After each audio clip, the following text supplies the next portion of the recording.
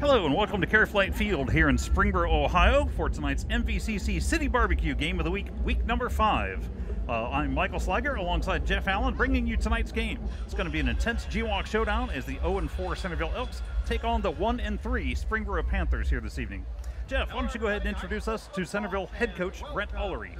Well, Michael, Centerville head coach Ullery, son of Ron, has a 10-6 overall record so far while at Centerville. Was a former wide receiver at Centerville High School from '99 to 2002 and was an assistant head coach at Dublin Jerome. Last year, he had an excellent start, and fans hope to see more of the same as looking towards the future. And what about the other sideline, Michael? All right, Springfield's head coach is Ryan Wilhite. This is his 14th season. Here's the Springboro Panthers head coach. An overall record of 85-44, so about a 2/3 win margin on there. He's been the head coach for Springboro's first playoff win, and he's looking to hopefully do that again this season. So what do you think the keys to the game are so far? Let's once you could tell me what you think we're going to see from Centerville. Well, on the offensive side of the ball, you have to wonder what is going on after such a successful offensive mind behind last year's incredible playoff run. Your point total has gone down each week, and you still haven't figured out the quarterback situation. So you just have to be simple. Figure out your identity before you go try to battle out there with the juggernauts of GWalk. Okay. You got to peel back the playbook. Don't try and do special stuff, like I said. Keep it real simple. Limit the mistakes. And on the defensive side of the ball, really have to watch out for Springboro running back Timmy Kessaday. Haven't always utilized him to the fullest and executed that Springboro has, but averaging 105 yards a game, 5 yards per carry with 3 touchdowns. And the other keys to the game defensively for Centerville, just no penalties and forced turnovers. Really have to limit the mistakes if you're going to try to figure out the identity of your team in a year where you've lost so many keys to the team. And what about Springboro's keys to the game? Offense, I would say we got to really protect Landon Palmer. The offensive line really needs to protect and do a better job protecting that quarterback. He's got to be able to do something there with some protection. Palmer isn't just the quarterback, he's also a threat to run the ball, so you definitely cannot afford to lose him.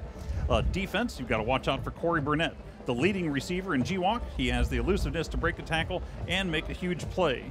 A couple other guys, Kessaday seems to be doing really well for the Panthers, averaging about 7.5 yards and 6 TDs per game.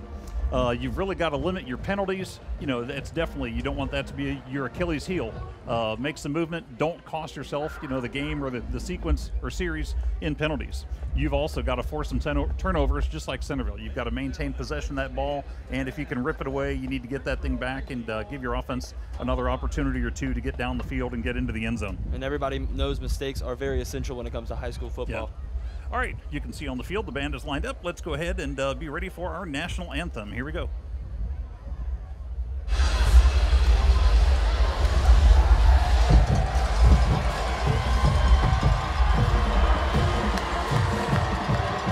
And here come the Panthers.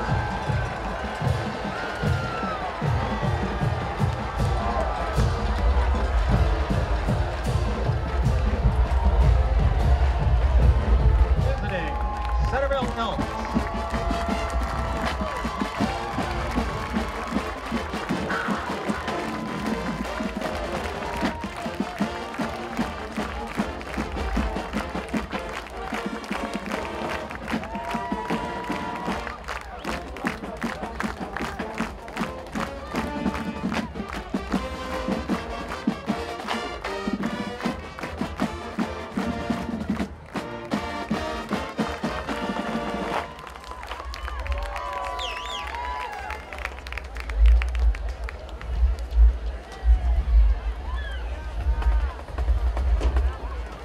Ladies and gentlemen, we live in a great country with freedoms like no other.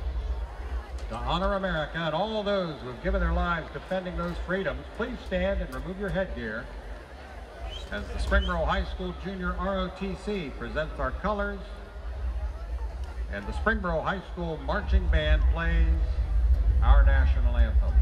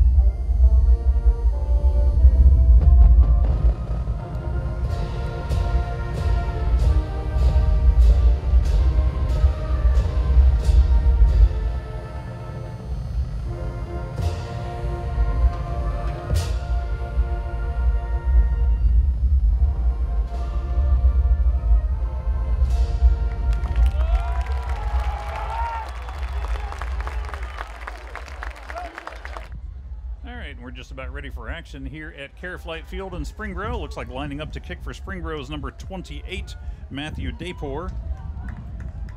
And back to receive for the Elks. Looks like we have number 2 and 3. 2 is Fuzel, 3 is Burnett.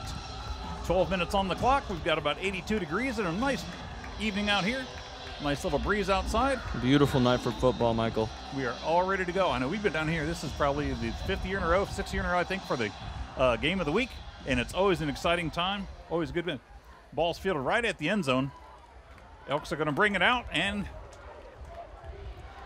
who's that? That is Fuzel. Comes out to, looks like the 20. Yeah, Fuzel stopped right on the 20-yard line. So it's going to be 1st and 10 for the Elks from their own 20.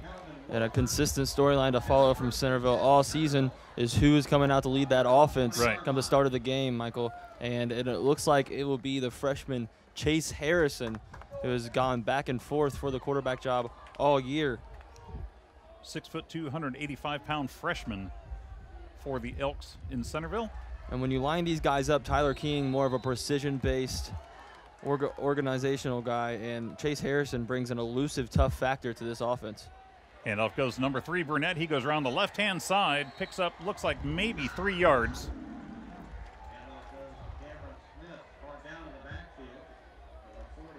That was number 3, Corey Burnett. And he has brought a lot of excitement to this Centerville offense. Yeah, I was wrong. He lost a couple yards on that. He did not gain. I'm sorry about that. So we are back 2nd and 12 at the 18. Lined up in trips, looks to the left, and pass is complete to the far side. And the receiver goes out to, looks like the 33. So that's going to be enough for an Elks first down. Fantastic play for the ever-elusive Burnett, as you see here on the City Barbecue replay. Little pass to the left and 2 quick cuts, 3 quick cuts to get the first down. And Corey Burnett has shown that rack ability with 426 yards and 3 touchdowns in the season on 23 receptions. And Harrison gets to the outside. He moves out to, looks like they're going to mark him out at the 40, so about a 7-yard gain on the play. Make it 2nd and 3 at the 40. And you'll see Centerville a lot tonight line up in the gun. Most of the time they try to get that quick passing going. Yeah, gives him a little chance. See who's out there. That pass is complete to number 11, Logan Brown. Brown goes down after picking up the first down. He's going to go down. Looks like the ball's marked on the 45. And one thing about Centerville, since Brent Ulrey has taken over, is their receiver depth. They have a lot of guys that can line up wide and make plays in space. Looks like we had number 5, Kessaday, making the play for the Panthers on that previous play. Man in motion, come to the near side. Handoff goes up the middle. And carrier goes out to the 50-yard line. There is that man that they were missing last week against Springfield, Bryce McMahon. It was the lead back for the first 3 games. And they really need him, as they are averaging top 5 low in rushing yards per game in 42. 2nd and 5 on the 50 now for the Elks. 10-12 left on the clock and ticking. Looks like an audible called from the sideline to Chase Harrison. Harrison takes it, keeps it, comes to the near side, breaks through a couple tackles, and picks up 5 yards down to the 45. And now we got the helmet came flying out of there. But looks like he's all right. Kessaday making the tackle and lost his helmet in the process. And as you see on the City Barbecue replay, exquisite read option from this exciting freshman, using his blocking to the fullest. Looks like he came out of there okay, even though he lost his helmet on that play. But 2 receivers on each side, 1 in motion, Burnett. Harrison hands off, runner comes to the near side. That is number 8, Bryce McMahon. McMahon comes down to, looks like about the 42-yard line. And so far, with little progressions, the Centerville offense looking pretty confident so far.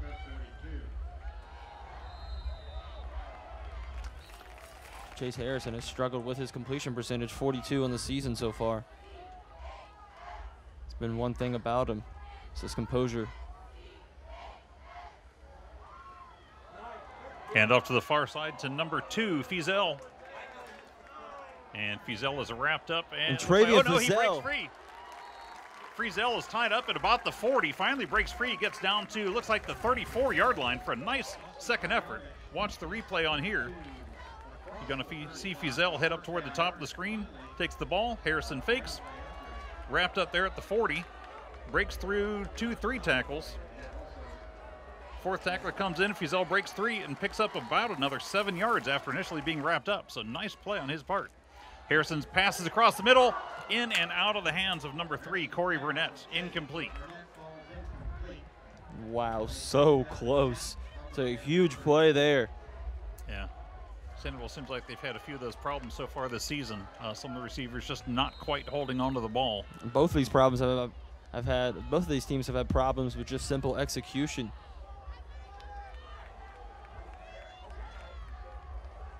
It's a big 2nd and 10 coming up here.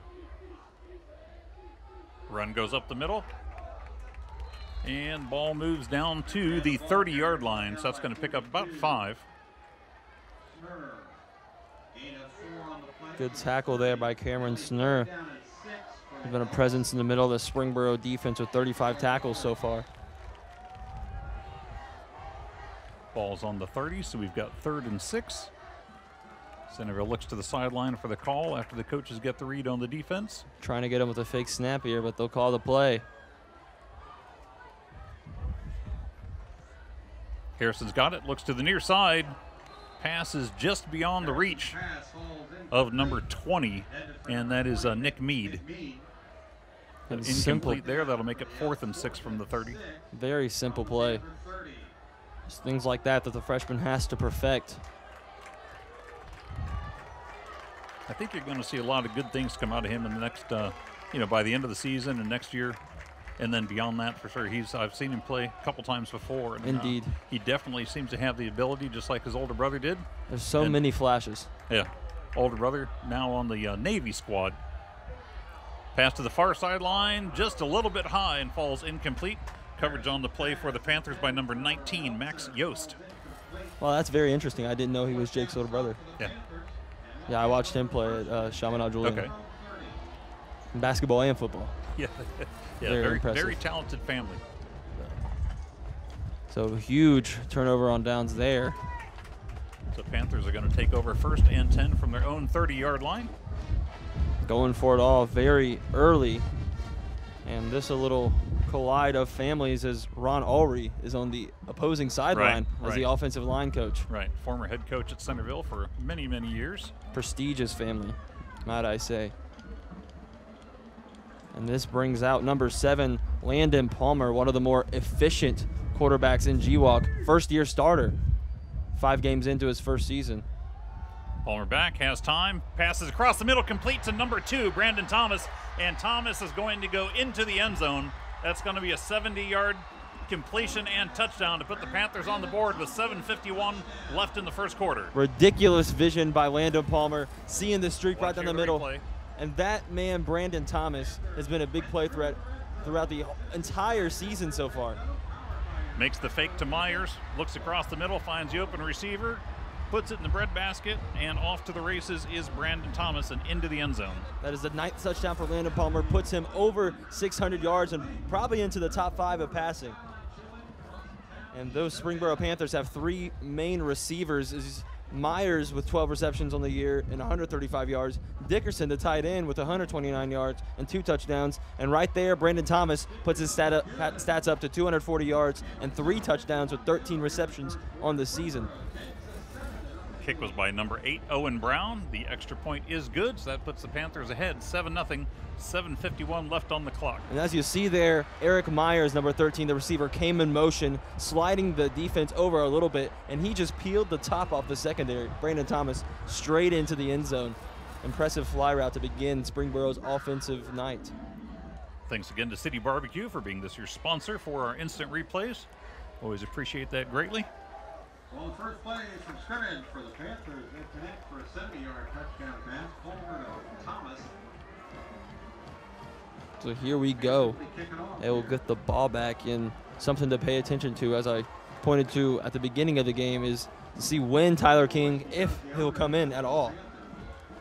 Chase Harrison was looking good until he got it to about the 35-yard line. Lining up to kick off again for the Panthers, number 28, DePore. And back to receive for the Elks, number 2, Fizel, and number 3, Burnett. We'll see. They got Fizel on the bottom of your screen on the left-hand side. Burnett up top. And let's see where this kickoff is going to go. The Springboro sideline is fired up. High kick's going to be fielded at the 3-yard line. And there He's got goes some room. Fizel. Fizel breaks through a couple tackles and moves out to, looks like about the 30-yard line. Let's see where the final spot's going to be. Very fine young playmaker. Here you see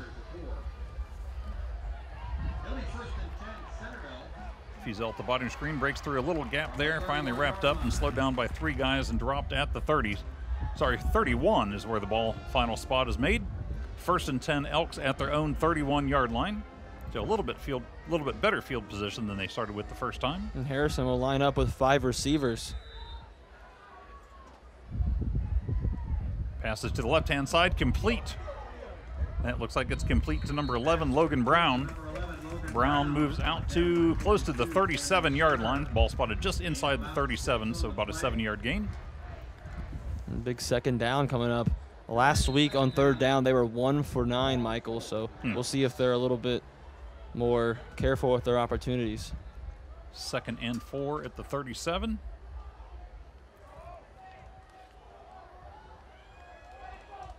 Harrison fakes the handoff, completes a pass to number 3, Burnett. Burnett receives the ball at the 40. Good execution of play action, and they're going to give him his forward progress, but not quite to the 1st down. No, he's still going to be about a yard shy, right on the 40. He needs to get to just about the 41 for the 1st down. And as you see on the replay, play action, throw to the right. It's immediately stopped by Jared McCarthy for the Panthers, and a couple other guys back there to help out. Kessaday there as a backup. Yeah, I hear the Imperial March in the background, Darth Vader theme for the Panthers defense. Harrison hands off, run goes up the middle. Runner looks like he stopped right about the line of scrimmage. Maybe a gain of about a foot, if even that. Nowhere to go there. The left side of the Springboro defense, very stingy. So we've got 4th and a yard to go. 6:15 ticking on the clock in the 1st quarter here at Careflight Field in Springboro, Ohio. Tonight's matchup, Centerville Elks from Centerville, Ohio. And we'll see Collins back to receive it to their top corner. The Springboro secondary is very seasoned with McCarthy, Kessaday, and Collins out there. Walters, number 13, gives a nice booming kick. That's fielded at the 22-yard line by number 11. And it looks like it'll be a block in the back. We've got a flag on the field back at the 24-yard line. So let's watch the replay here. Yep, got a block in the back. Looked like that would have been called on number 14, Jared McCarthy. So that's going to bring back and negate the return and probably cost him a few more on top of that as well. Clock stops at 5:54 left. It'll be 1st and 10. Let's see where the ball ends up being spotted at. Here comes the, at times, explosive Springboro offense, and it seems like as Will Hyatt has been bringing. Yeah, that was a block in the back. Ball spotted on the 14-yard line, and a penalty by number 14. So 1st and 10 from the 14-yard line for the Panthers. But as I was saying, as they're bringing Landon Palmer along, they're giving him more and more freedom to make attempts at big plays in the offense. So it's something to keep our eyes on. Yeah.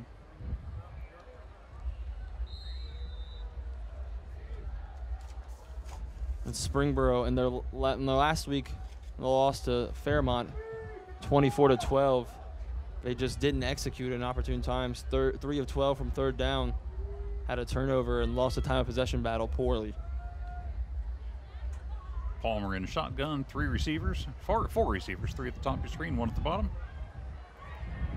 And that's a delay of game on the Springboro Panthers. 2 penalties in a row. It's 15 yards in penalties. Going to move him back to the 9-yard line. Kessaday so far for the Panthers coming into tonight. 23 yards on kick returns, 28 receiving yards. 84 rushes for a total of 420 yards. He's averaging overall almost 118 yards per game, averaging 7.5 yards per carry, and he's got 6 touchdowns coming into tonight's contest. And when they give Kesaday, the junior, the room to run, he can do almost anything on the field. Pass complete to number 81, and that is Cameron Dickerson. Dickerson moves out to, looks like about the 19. See where the ball final spot's going to be. You'll see the pass go to the top of your screen here. Dickerson finds a little bit of room, gets about 13 or 14 yards. Ball spotted back actually at the 17-yard line. He must have hit the sideline there. Quarterback keeps. He's looking to the near side. He's going to run. He's got a little bit of a gap. Passes back across the middle, and that is complete to number 2. That is Brandon Thomas. And what a beautiful play to go across his body like that while on the run. I think the play was made there, I think, by number 36, Kyle Hurls for the Elks. I know it's early in this game, but Landon Palmer is looking excellent. Hurls there at the bottom of your screen making the previous play. Handoff goes up the middle. That's number 22, Stamkos. And Jacob Stamkos has been the workhorse at times to relieve the load of Kesaday, but we haven't seen number 5 there many times tonight, so we'll see how often they let him just play defense.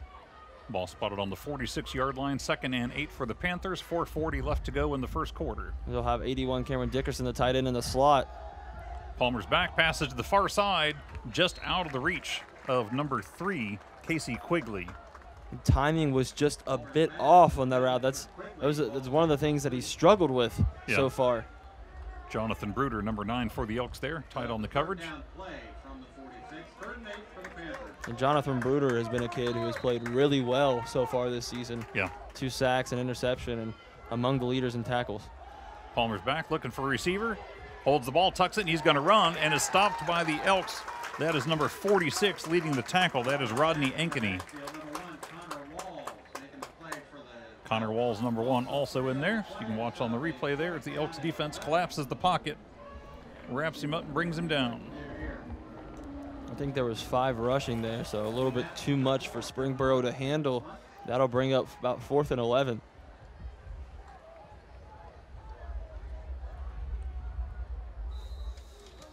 Looks like back to punt for the Panthers is DePore again, number 28. And looks like we have Fizel back for the Elks. Back to receive right now. He's at about the 18-yard line. Already shown some flashes, be able to make a big play. So keep our eyes on number 2 tonight. Punt with the wind. Right off of his hands as I was talking about him. And on the recovery, number 20, the sophomore Titan Case. Case comes up with the ball, and it's going to be spotted, looks like, at about the 22 or 23-yard line. Looks like they're going to put it at about the 22. 1st and 10 Panthers at the Centerville 22. You talked before the game about they've really got to hold on to that ball and can't afford any turnovers. And there it's already kind of coming into play right there. Yeah, very, very costly mistake. And it's such a little thing, like holding on to the football on those returns that can flip around the entire game. Yep. And great awareness by sophomore utility man Titan Case. They brought him in an offense a couple times this year. He is a pretty solid outside linebacker and shown a lot of potential with the awareness there. Elks making a nice defensive stand on the previous series, but then turned the ball over after forcing the punt. Run up the middle by number 10, Moise Armbruster. Armbruster gets down to, looks like just about the 20, maybe just outside the 20-yard line. Nope, spotted right on the 20. What a name. So gain of 2 and make it 2nd and 8. 3:15 left to go. Hand off to number 10, Armbruster again. Armbruster goes around to the right, breaks the tackle. Finally gets knocked down and knocked out of bounds. Number 10, 5'6", small center of gravity. Showing some toughness there. There you'll see at the top of the screen. Armbruster heads toward the top. Finally gets tripped up by number 2, Fizel. Fizel playing both sides for the Elks and special teams. Handoff goes up the middle. That's to number 10, Armbruster again. And he gets down to, looks like about the 12, maybe 13-yard line. Thought there was a flag on the play. There is a flag, yep. On the far side at about the 13-yard line. See what the call is going to be. And it's going to be against the Panthers. You see the ref there on the left side of your screen getting ready to mark the ball and bring it back. So offensive penalty there. We have a chop block on the offense, number 58 and 59. 15-yard penalty, third down. 15-yard penalty against the Panthers brings the ball back to the 27-yard line.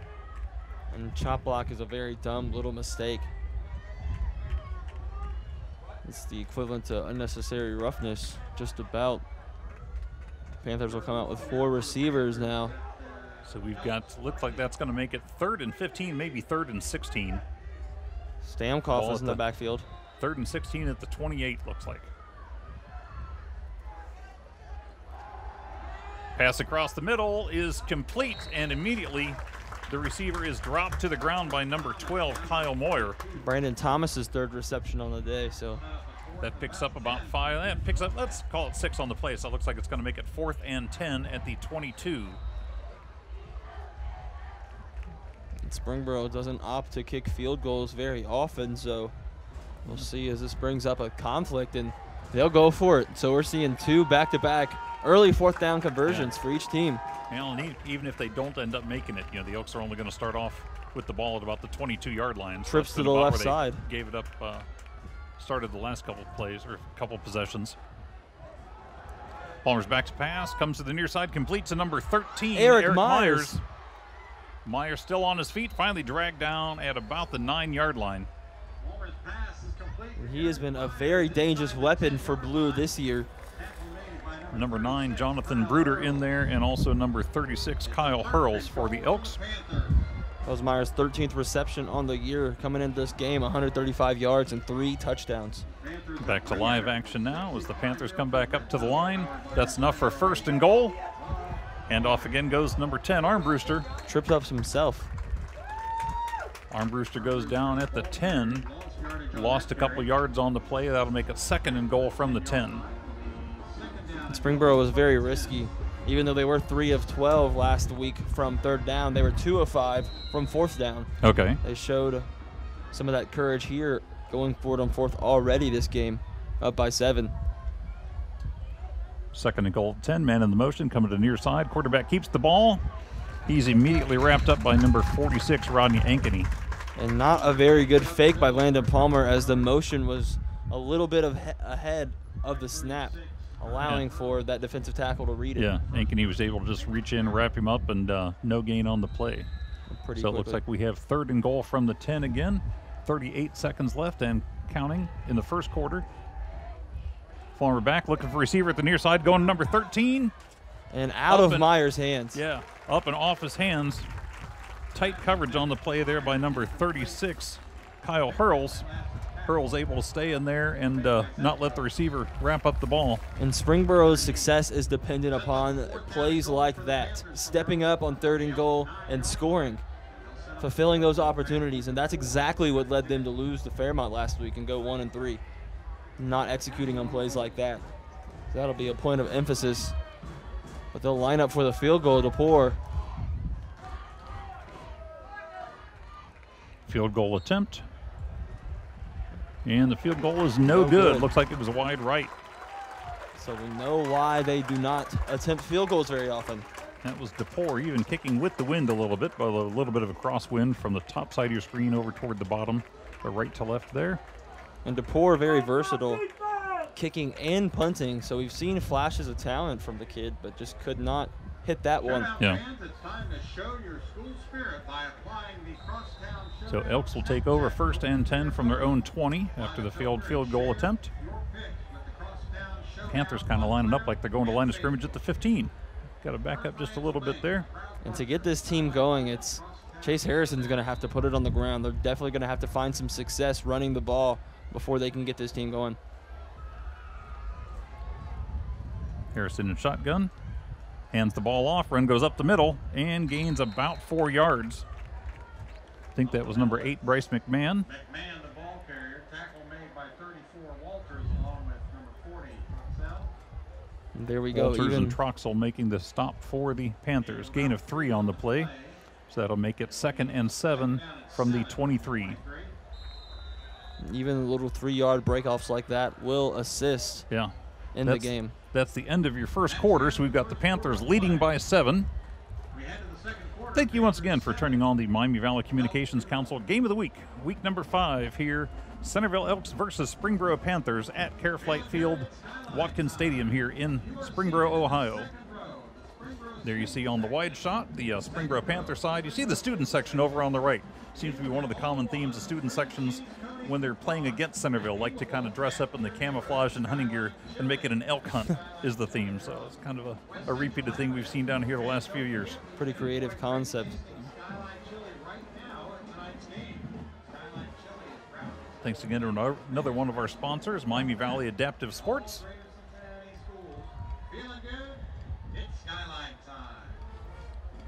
So here we go. We'll get back underway. Centerville very fortunate with the Panthers missing that field goal. And they'll definitely have to take charge and make something happen. Something they haven't been doing very well this season. Putting the game in their hands.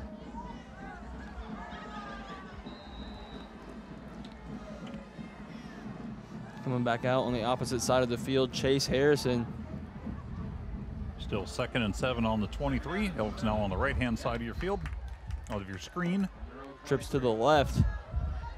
Harrison passes the top far sideline. Pressure on the play, and that pass is broken up by number 14, Jared McCarthy. Another step, and he would have had that and probably been able to take it 23 yards into the end zone. And the quick curl was a very repetitive concept for the Centerville offense. They did it a lot last year with Melzer and Spiewak on the outside. Proven a staple in this offense, and Brent Aubrey really gets the passing concepts really well. He just kind of came in and changed this team. Oh, yeah, a lot of change. You know, started out a few years ago, 5 years ago with Rodney Roberts when he took over in Centerville, and then Coach Allery has continued that new tradition. And Harrison rolling out to the right, throwing ahead of his receiver Meade and almost into the hands of Kessaday. Yeah, ball popped up in the air, but White went out of bounds for an incomplete pass. And one of the flaws pops up again for the freshman Chase Harrison is his decision making. He's been very explosive at times, shown a lot of flashes as I said earlier, but 42 completion percentage, and through 4 games playing in each of them, 3 picks. Walters lines up to punt for the Elks. Back to receive for the Panthers is number 11, Josh Collins. Collins is lined up at his own 38-yard line.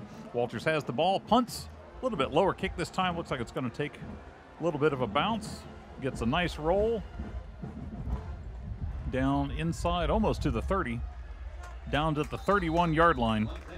And that's down by number 66, Nick Ribley. Ribley, the long snapper for the Elks as well. If Coach Allery wants to end the night with a W, they have to execute, and they have to do it fast. They cannot keep putting the ball in the hands of Landon Palmer. He leads the Panthers out now. Panthers take over 1st and 10 from their own 31-yard line. Just over 11 and a half to go. 11:34 on the clock. Palmer in shotgun. 2 receivers top of your screen, 1 receiver bottom. Handoff goes up the middle. And who do we have here? That's number 22.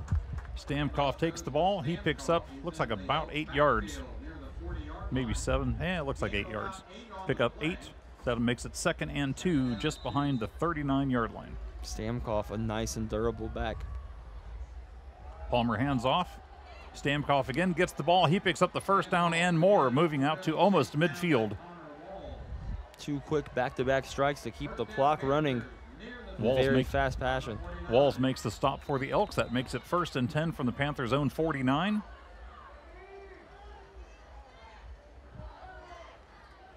A little bit of a high snap. Handoff goes to Stamkov again. He picks up about another 5 yards. He's going to go down to, looks like the 46-yard line. No, ball spotted back at the 47. Tripped up, but still gained about a 4-yard. 2nd and 6 at the 47. Handoff again goes to Stamkov. He breaks through a tackle, moves down to the 40, and that's going to pick up a first down for the Panthers. It's going to be 1st and 10 at their own. Ball spotted at the 41.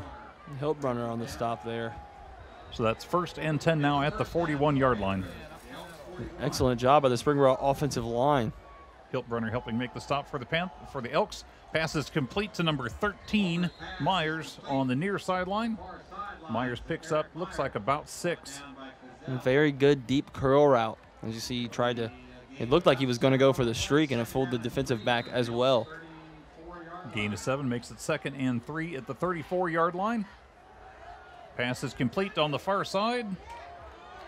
And that's to number 2, and Brandon Thomas. Thomas finds some room. Thomas breaks free and goes about another 25 yards into the end zone for a Panther touchdown. And he started that play out behind the line of scrimmage. I cannot stress that enough. Brandon Thomas, proven to be an excellent playmaker. Let's see if we can see a replay on that one, perhaps. There it is from City Barbecue. See the pass is complete there. The little bubble screen, two jukes back to back. So he was back just inside the 40 when he caught the ball, broke through a couple tackles, and then goes a little over 30 yards again once he was free, right into the end zone, and about 30 yards untouched. And pretty solid blocking by Quigley, but that was mostly number 2. Puts the 4th touchdown for his season on the board. To 14-0 to kick off the second quarter. And the Elks are running out of time to get some steam behind them. And something that has been very interesting to me so far is how much success Springboro has had without handing the ball off to Kessaday once. Yeah. Kessaday has not been in the backfield all night, so I don't think I think they're conserving him for the defensive side of the ball. He's proven to be a pretty efficient safety. Now the Elks in the last 5 years have won 4 out of the 5 previous games, are looking to do the same thing again tonight, but the Panthers are thinking maybe not. You know, they want to put an end to that trend. Well, the Elks are still, they're really trying to get to know their personnel, really developing an identity, yeah. very young team. And so it's not that they lack talent, they just lack experience and just execution in certain situations that just come with playing the game more and more.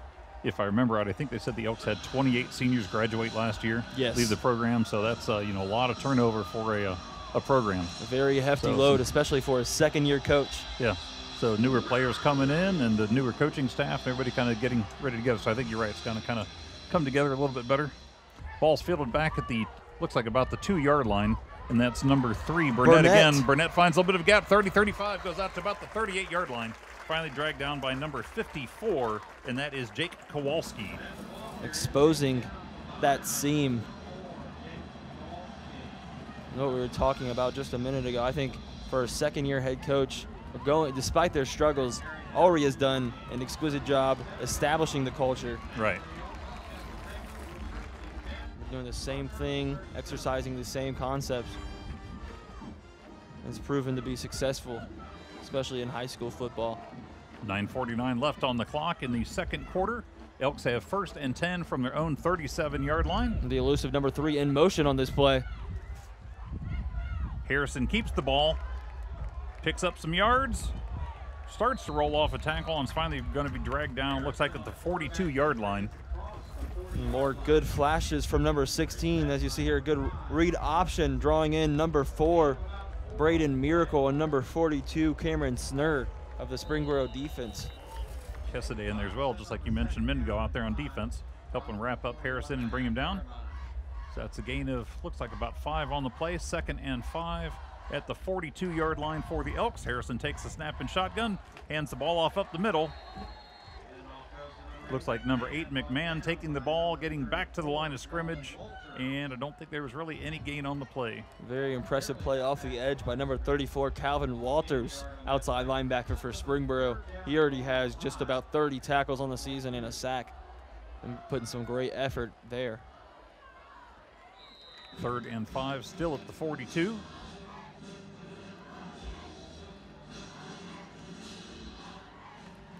Yeah, you mentioned earlier the difference kind of between Tyler King and Chase Harrison at quarterback. Tyler King, before tonight, 38 of 70 for 537 yards, 3 TDs, 3 interceptions, quarterback rating of 124.3. False start call against the Elks. That'll back the ball up 5 yards and repeat 3rd down. So now 3rd and 10 at the 37. Harrison coming into tonight's game, freshman quarterback, 29 of 69 for 356 yards. He's got 1 touchdown and 3 interceptions coming into tonight's game. And if you remember, Tyler King, most of his statistics came from a huge first half against Fairfield. Yeah, first game of the season. Pass goes off the hands, and it looks like it was number 20, Nick Mead. And those are the key situations for Centerville that they're going to have to find a way to execute. They want to find any success this season. Tight coverage on that play by Panthers number 11, Josh Collins. He was right there helping kind of break up that play and not letting Mead concentrate fully on the ball, I don't think. I believe that puts them at somewhere around 1 of 4, 1 of 5 from third down already tonight. Not a good start at all. 4th and 10, Elks line up to punt. Walters gets the punt off. And we've got Collins looking to field the ball. He takes the ball at the 22-yard line. Collins breaks through a couple tackles. He's out to the 30, 35, and is finally brought down. Looks like at about the 37-yard line. Looks like tripped up by number 9, Jonathan Bruder. And Springboro Here's doing the a replay. very good job of developing the steam behind them, getting going.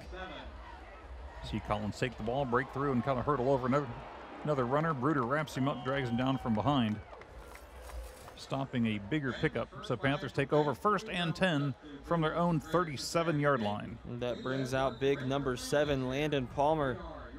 Still trying to get a 3rd touchdown on this board before the half. 8:05 left in the first half. Here in a beautiful evening in Springboro. And keep your eyes on number 2, who is in motion, and now number 20, Titan Case, will come around the edge. An excellent open field tackle by number 1, Connor Walls. Yeah, Walls brings him down for a loss of about 3 yards. Ball's now spotted at the 34-yard line. So yeah, it's going to be 2nd and 13. Did a great job of staying home there. 4 receivers. Walls kept his eye on the ball, kept his eye on the runner, and got it. Pass incomplete, intended for number 2, Brandon Thomas. And once again, Connor Walls is right there, just as we're talking about him on the previous play. He's right there to help break up that one as well. Kind of catching his breath now there in the middle of your screen. And we've seen that less and less from Landon Palmer, but 2 times already this game where there's been a horrible overthrow. Trips to the left of the Springboro offense here on 3rd down and long. Palmer looking for a receiver, passes across the middle. Got it. And that is to number 10, Armbruster. Armbruster kind of high steps it and goes out to midfield before being brought down.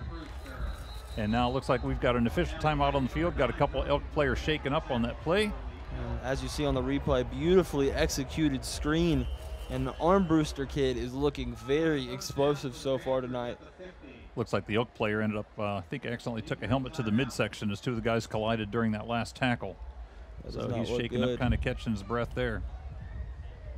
2 guys down. Looks like as one of the guys wrapped up Armbruster and stopped him, a couple of guys collided. And I think you saw a helmet go right into the sternum. So.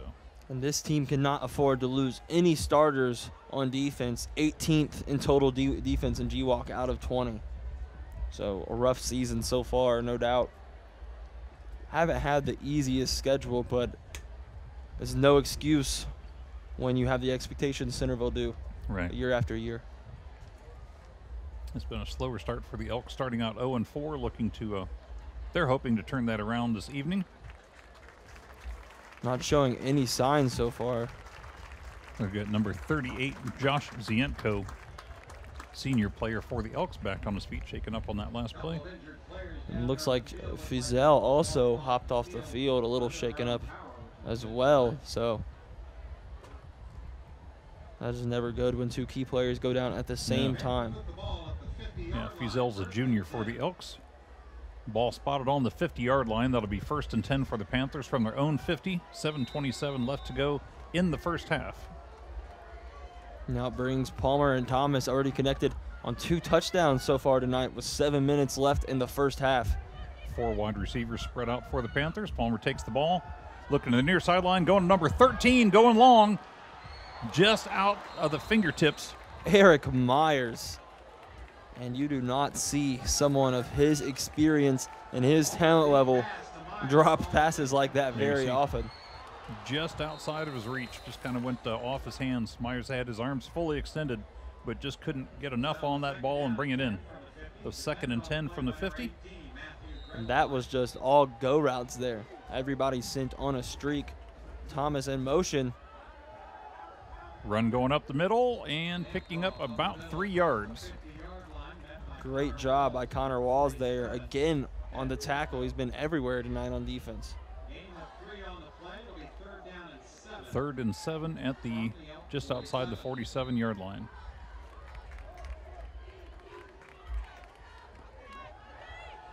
Palmer back, looking for receiver, tucks the ball. He's going to run, and met again by number 47, and that is Ben Zienko for the Elks.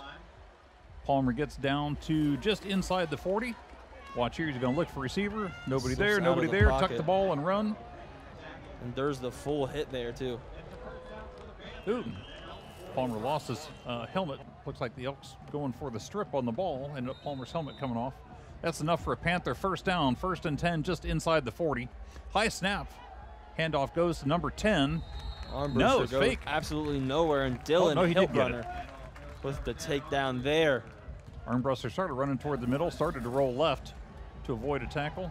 Bounces off the tackle there. Oh, it's finally dragged back down. So yeah, number 24 for the Elks, Dylan Hiltbrunner. 2nd and 10, still just inside the 40. Palmer takes the ball, hands off to Armbruster again. And Armbruster looks like he's going to pick up maybe 2 yards.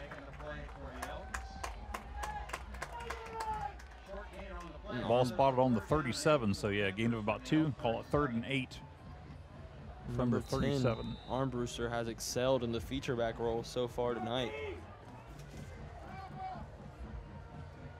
Landon Palmer taking direction from the sideline.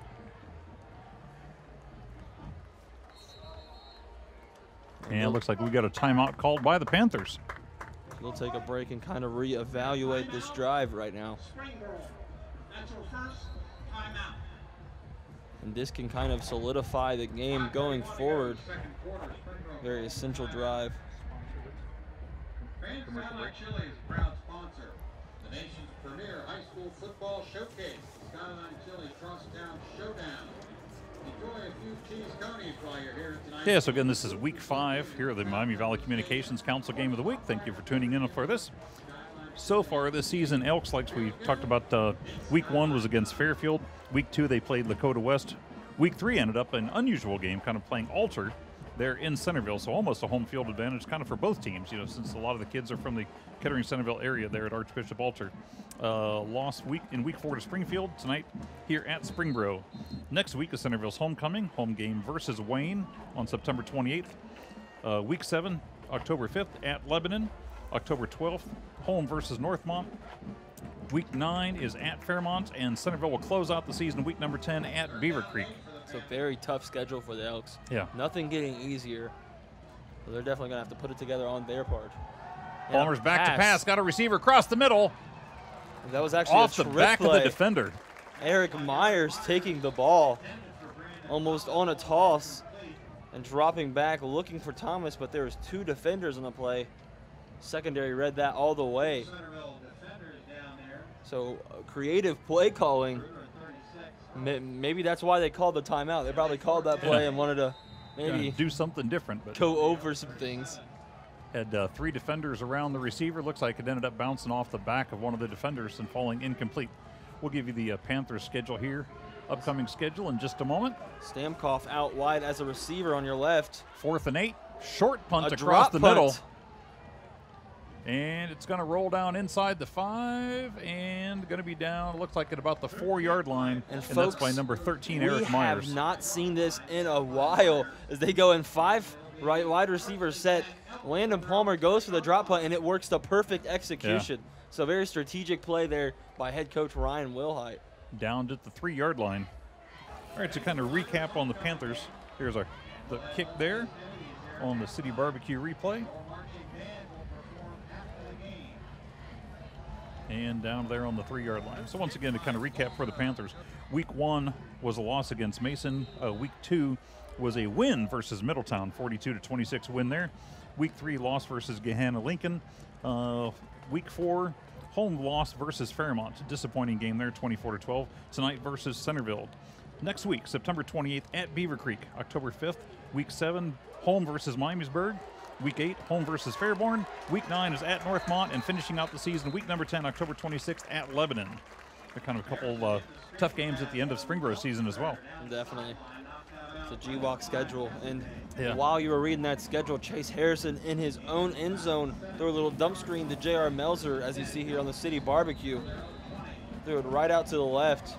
And great block there by number 64 for Centerville's line, Garrett Seaton, a sophomore lineman. As they'll put out Chase Harrison on the run. There he kept it and moved it about 3 yards, 3-4 yards. Etheridge, number 9, making the tackle on the play. It's going to be 2nd and 8 at the, second and 7, gain of 3. Ball spotted on the 23-yard line.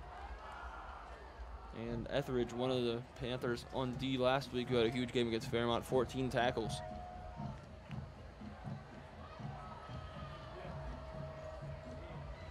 Harrison keeps the ball, runs up the middle, and moves out to about the 27-yard line, picking up about 4. And So Centerville now it'll be still 3rd and 3. trying to establish momentum for their offense. So just like I said at the beginning of the game, one of the keys, short, choppy plays, get confidence, get momentum going. Right. Yeah, they got to get something happen and keep that momentum rolling if they can. 3rd and 3 at the 27-yard line. Huge play here. Harrison back in shotgun. He keeps the ball, pitches it. Old style Centerville. Run goes to the outside. Ooh. Late kind of drop there. Option will work. Tackle is made by number 40, and that is Lincoln Troxel. And Bryce McMahon, someone they have not utilized a lot this year so far. First 2 games he was really good. Against Alter, struggled a little bit, got injured, went out last week, and has not done a lot in his debut so far. Previous run was enough to give the Elks another first down. 1st and 10 from their own 31. Harrison in shotgun. Fakes the handoff, passes across the middle, intended for number 14, and that's J.R. Melzer. Now there are 2 flags on the play. It looks like Melzer was kind of drilled from behind, even after the pass went past him. Harrison was hit big time after he threw the ball. Affected his touch a lot on that pass. And you see hands on hips. He is a little limpy right now.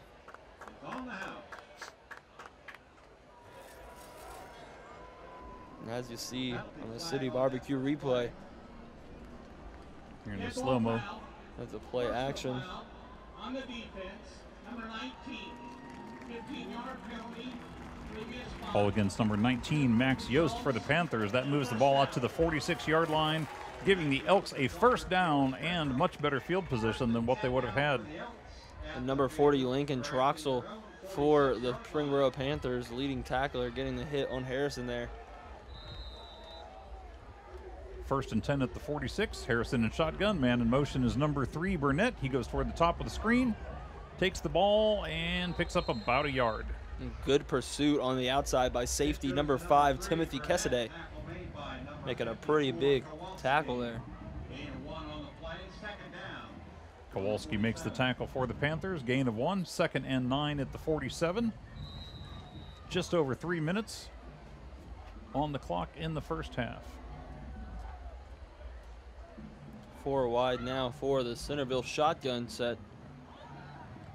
Pass complete across to the far side.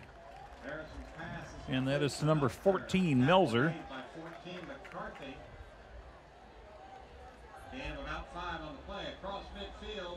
Melzer makes the catch, picks up a few more, and now it's 3rd and 5 at the 49, the Panther 49. So the Elks cross midfield once again, looking to hopefully get it into the end zone before halftime. 5 wide now for another pivotal 3rd down play. Looks like the Panthers call defense, Panthers defense calls times out. Number 42, Cameron Snurr, making that call.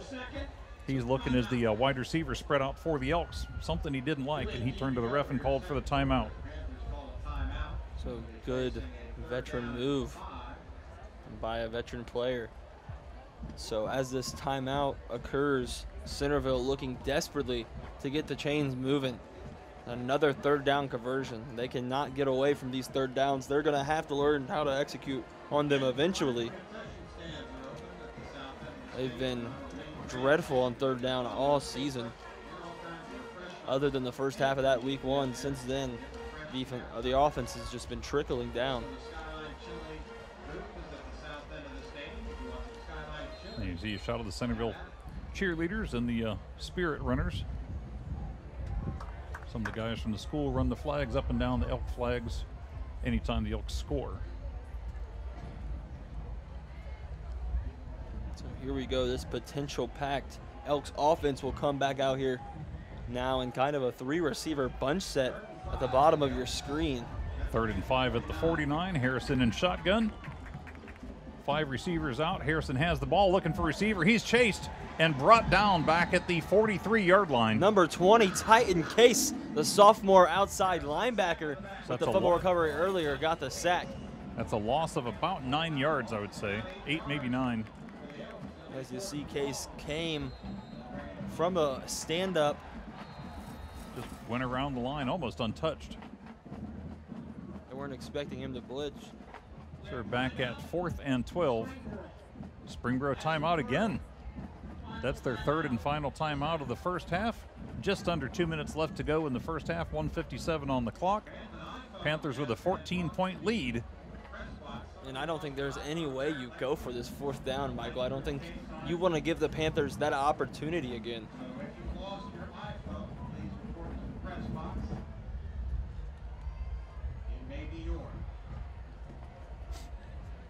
Here's a shot of the Panthers home stands. Week number 5. Pretty good crowd here for the Panthers tonight.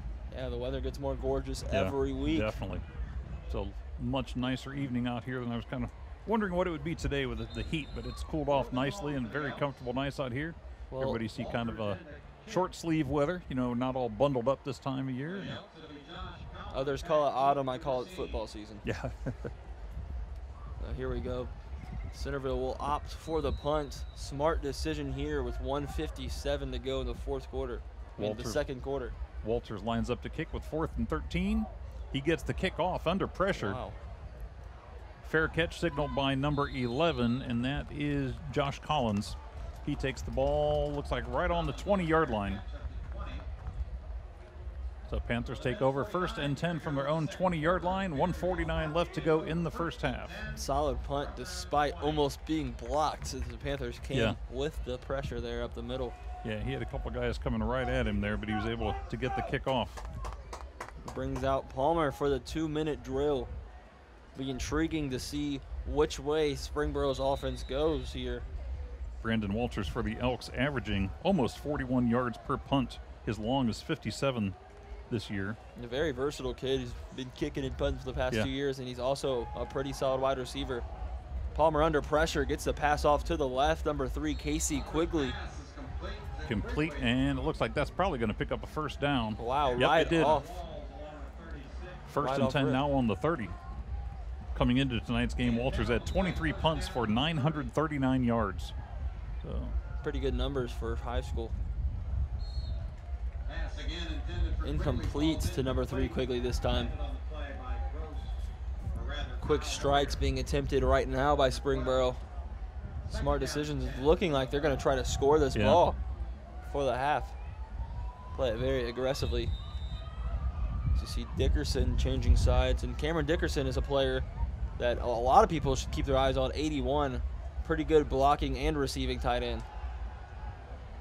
Pass comes to the near side, picked off by the Elks. Intended to the man I was just talking about, Cameron Dickerson, on kind of an outside post route on the corner. And that ball was picked off by number 2, Fizel for the Elks. Fizel, he comes up with a big watch the ball at the bottom of your screen. Fizel reads it from behind the receiver. The ball's a little bit high over the receiver's hands, and Fizel is right there to scoop it up and take it back a few yards the other way. So the Elks take possession at the Springboro 43-yard line. 1st and 10 Elks, 1:28 left to go in the first half. And Michael, this very well could be a pivot point in this game for the momentum. This has got to help their mental thoughts at the moment. And Harrison has to come out here fiery right now. Burnett in motion. Run goes up the middle, and runner goes to the 35-yard line. So gaining about 11 yards or so. Good blocking. Oops, sorry. design Gain there. of about 8. They spot him down at the 35. Okay.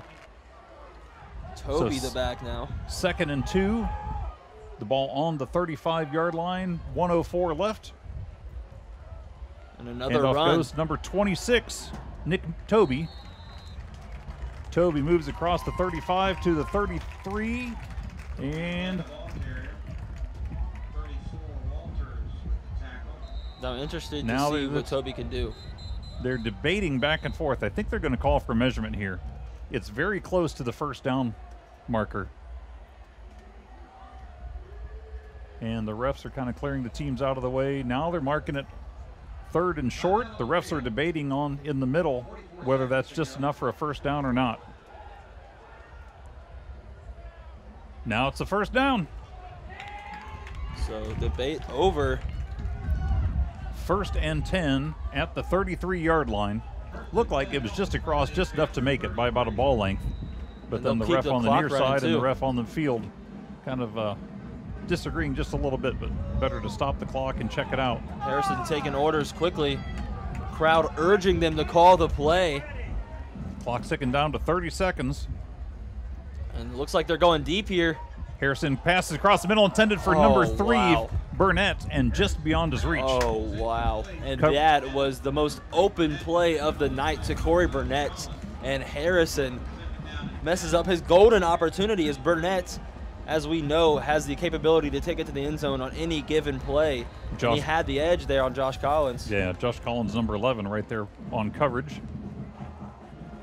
So clock stops for the incomplete pass, 23 seconds left. So unfortunate for this Elks offense, as that might have been their only opportunity to score this half. 2nd and 10 at the 33-yard line. Harrison drops back, looking to the near side. Going keeps for the goal ball, again. and he goes down back at the 30. So it picks up 2 or 3 yards. There will be a timeout called by Centerville. Yes, Centerville calls timeout. 15 seconds left. And if I'm Springboro here, I'm dropping 3 safeties back, as I'm not letting them get in that end zone before the half. 3rd and 7 at the 30-yard line. Here's the replay. Harrison drops back, doesn't see a receiver, tucks the ball and runs, but knows he needs to get down so they can stop the clock and save a little bit of time for the next chance. And how about that kid, 34, coming off the edge, Calvin Walters, for Springboro, getting back there, creating the penetration to make that pocket move up. So 15 seconds left, not a lot of time for Centerville to capitalize in this game, especially since Springboro gets the ball at the half. Yeah. There's the Centerville student section and their neon colors. And they got to be desperately reaching for a peg up here, hypothetically. The game clock to 17. Game clock's being reset to 17 seconds. 17. 17 seconds going on the clock. Apparently I stopped it just a little bit late. Centerville called the timeout right as Harrison went down, so 17 seconds going back on the clock. So we'll see how much that will affect this drive. 2 receivers either side, Harrison in shotgun, a runner beside him. Looking to pass to the near side, going to number 3, and that ball is picked off. That is number 19, and that is, who's that? Max Yost for the Panthers. Ball picked off right on the 10-yard line. Harrison, while being hit, you see here, is dropping back, and they bring 5. One up the middle as Cameron Snurr gets him from the back and throws off the trajectory immensely. And you see at the end of that play, some words exchanged between the quarterback and the man who hit him. So we'll see if that has any effect later in the game. But right now, looks like Springboro will just kneel this half out. Yeah. Yost got just inside the receiver, Burnett, and was able to jump up and take it away. Burnett dragged him down immediately, but still gives him the interception. That'll be a reoccurring theme tonight, is their great secondary, as I've talked about. The clock is going to run out in the first half. We're down to our last couple seconds.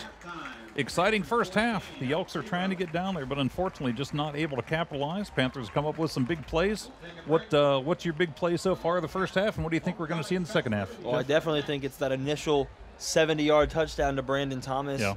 And I think Springboro is going to do exactly what they have been doing, giving it to Armbruster every once in a while to keep them chains moving. But ultimately, it's going to be a game of Landon Palmer. Okay. If he can efficiently throw and make those windows, then Springboro is going to come up with the win. There's no doubt in my mind. What sort of adjustments do you think the Elks may need to make to kind of get back into this? Well, I definitely think they need to play within Chase Harrison's confinements. Okay. I think that since he is a freshman, there are certain things that he can do and that he can't do, and I think that's why they're throwing him in to learn to learn his limits. And I think they need to play within that and find a successful way to do so. Okay.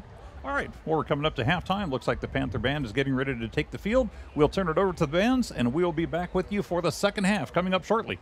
Thank you for watching the Miami Valley Communications Council Game of the Week, game number 5, Centerville Elks at the Springboro Panthers.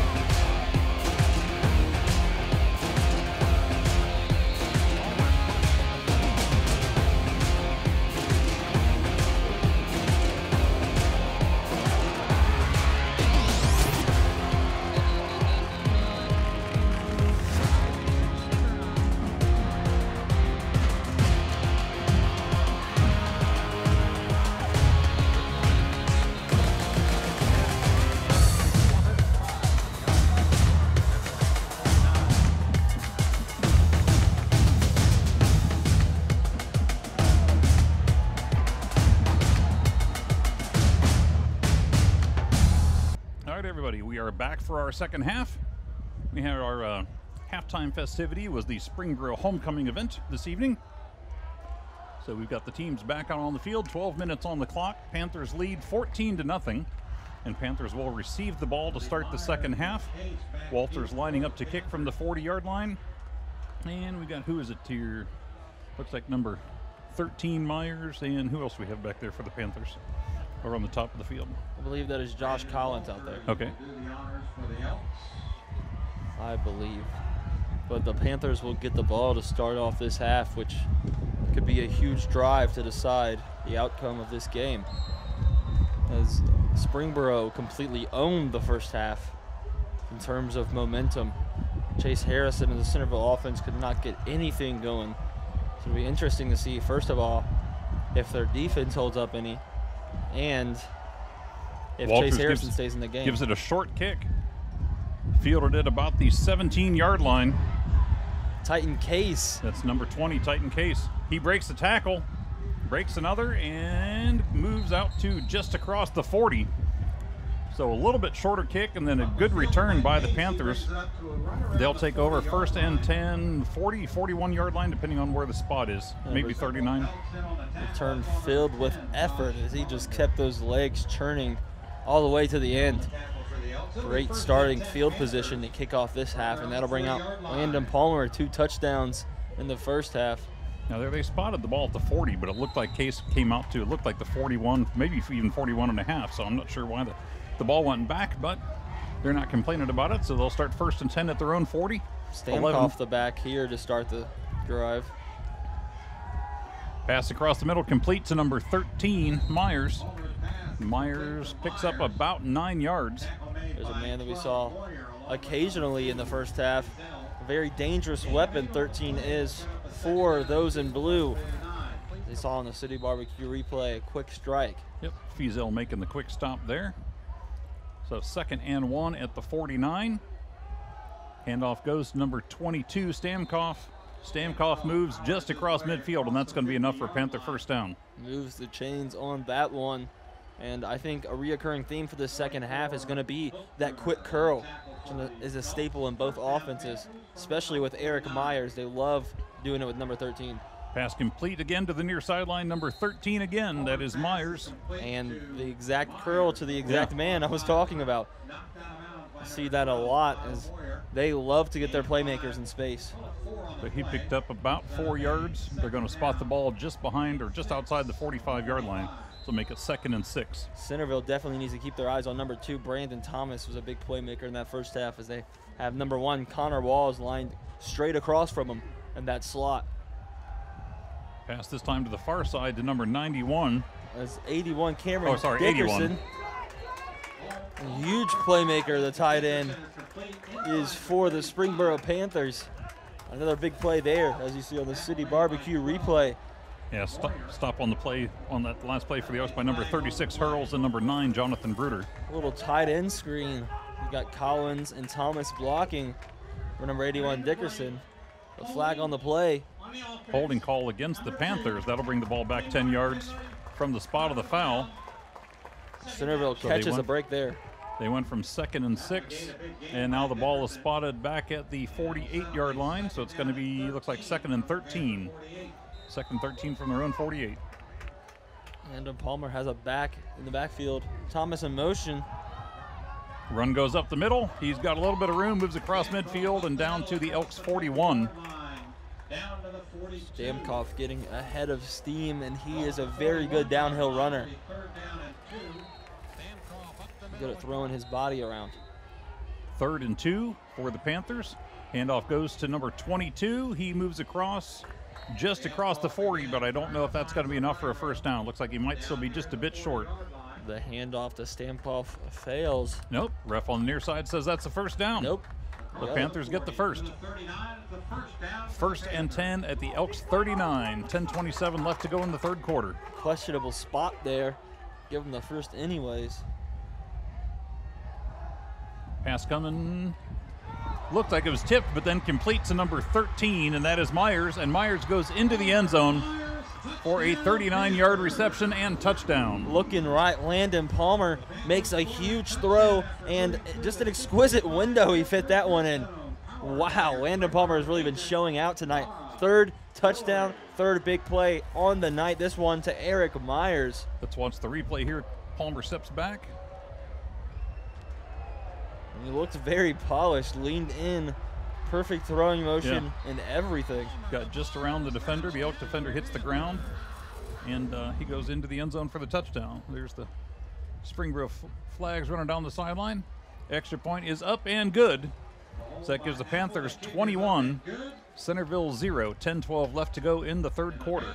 And so as offensive coordinator Mike Fisher for the Springboro Panthers has been bringing this young man along each week, leaning more and more towards giving him the keys to this offense completely. And he has showed more and more potential every single week. As we look at that one once again, number 7 keeps impressing. 11th passing touchdown on the year. Wow. Puts him over 700 passing yards. Jenna Schwinghammer, Abby Campo, Grace Wagoner. It brings out possibly Chase Harrison. As we get later into this game, we'll see the Centerville quarterback situation evolve. If we go deeper in this game and we do not see Tyler King, then I guess that's a sign of growing trust in the freshman. Yeah. Before to kick off to Centerville. Back to receive again for the Elks, Fizel and Burnett. They're lined up at the Elks 5-yard line. And here's DePore. DePore kicks. Nice kick going all the way down into the end zone. That's going to be a touchback. Fielded by number 3, Burnett, a couple yards deep into the end zone. So that'll bring the ball back out to the 20. 1st and 10 for the Elks. And we'll look and see if Corey Burnett, number 3, the transfer from Xenia, can get going. He's very explosive in that first week. Hasn't been able to get a lot going, but still Yeah, he seemed like he pretty kind of surprised consistent. a lot of people that first week. You know, Yeah. had a big week, and I think surprised a lot of the defenders, not really expecting him or to see him have the ball as much. Well, he's been pretty consistent since that first week in spots, so we'll see if they can get him going down by 3 touchdowns here. Harrison back to pass, going for number 14, Melzer, complete on the near sideline. And that's going to pick up, looks like about 4. And if that's Brent, if I'm Brent Hallray, that's exactly what I want to see. A good little completion, nice little out route, perfect timing to begin the drive. And J.R. gets it. Melzer. Yeah. Moyer makes the stop immediately. That's a young man a lot of people want to keep their eyes on. Number 14 has made plays occasionally for the Centerville offense throughout the season. 285 yards and a touchdown so far. 2nd and 7 from the 23. High snap. And Recovered by Harrison in the backfield, and he goes down at about the 14-yard line. And just simply mishandled that one. Calvin Walters all over him. Almost got the recovery there. As you see on the replay, he is just looking left. Not entirely ready for that snap, it didn't look like. Just mishandles right it. through his hands, yeah. Luckily, he was able to get on the ball because, yeah, you're right. Number 34, that is Calvin Walters, was right there and almost came up with it. That would have given the Panthers phenomenal field position to start off. But instead, it is 4 receivers set with 1 back. For Harrison, drops back. 3rd and 18. Harrison's under pressure, rolls to his right, trying to elude the defender, and is brought down at the 5-yard line. And once Mr. again, Calvin that's number Walters, 34, Walters. 2nd sack of the season, has climbed above 30 tackles this season. That's 2nd sack of the series. So he just got 2 of them in a row. Beyond the box score. Yeah, last one almost had the fumble recovery in the previous play. Beyond the box score, he has made plays continuously so far for the Springboro Panthers. A very effective player. As Walters will punt it now for the Elks. Yeah, he's back at the back of his end zone. He's able to get it away. A little bit shorter kick. Takes a bounce at the 38, rolls Collins out to the will 46, not. 48, 49, and is going to be downed in Springboro territory at the Springboro 48-yard line by Elks number 66, Nick Ribley. So despite giving the ball back for Centerville's first series of the second half, they'll still maintain good field position going off of the excellent defensive series. 1st and 10 for the Panthers from their own 49-yard line with a 21-point lead, 8.5 minutes left to go in the 3rd quarter. So it gets a good secondary here tonight. They're trying to give Chase Harrison more freedom, and he just cannot break this Springboro defense. So far, at least. Palmer in shotgun, 2 receivers either side. He pitches to number 10, Armbruster. Armbruster, it looks like he fumbles. And if that is a fumble, in fact, that will be a recovery. He's able to jump back onto the ball to keep it away from the Elks. So that is, he goes down right at the 50, gain of 1. Very 2nd fortunate and 9 there. on the 50. It looked like Connor Walls had fallen on that one.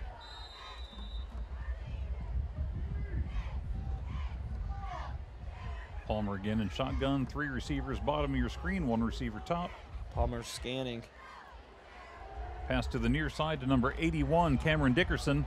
Dickerson breaks a couple tackles, moves into Elks territory, and goes down near the 38-yard line. That's more another big impressive first work down by for the him. Panthers. And as you see on the City Barbecue replay, Dickerson moves directly out to the right. A little bubble screen. You see Connor Walls almost got back there, but he's not fast enough to get the angle. Dickerson goes on at the 37, 1st and 10 That's Panthers. deep. Long That's pass to the end zone and dropped. The sophomore Titan Case. You've heard his name Yeah. a lot of times tonight, lining him up as a wide receiver, and He tried to make the sliding catch inside the 5, but was not able to hold on to it. looked to be straight through his hands. But that guy has a lot of potential. Second and 10 at the 37. Clock stopped for the incomplete pass. 7:38 left to go. Run goes up the middle. And that looked like Armbruster again. And not much of any sort of gain. Ball spotted just inside the 37, just outside the 36. So maybe a yard. Probably only a couple feet on there. 3rd down and 9 from the 36. Palmer coming out in the gun once again, and they will bring Stamkos in. Gain of 1 rather. Rotating in there for Armbruster. Elks looking to make a play. Palmer's got it. He's got some time in the backfield. Chased a little bit. Rolls to the left. Makes a short pass. And goes in and out of the hands. Incomplete. No excuse there. Eric Myers, a consistent wide receiver, just fell right out of his hands. And might I say, fantastic footwork for the junior Landon Palmer in the pocket. There you see him dropping back, looking to make the short dump off across the middle. Or sorry, to the left side. Number 21, Hayden Arnold for the Elks on coverage there. Panthers are going for it with 4th and 9. 5 wide. Stamkos will be in the slot. And he another does the short drop little punt. And that ball is going to go into the end zone for a touchback. So we'll prove ineffective this time, but something we have not seen in a long time, drop punts being utilized tonight by Landon Palmer. And as if that wasn't impressive enough, he adds another asset to his game. Very versatile young quarterback. So the Elks will start out 1st and 10 from their own 20-yard line. The ball placed on the near hash. And now in week 5 of our MVCC game of the week, we're getting a little rain tonight, right about now.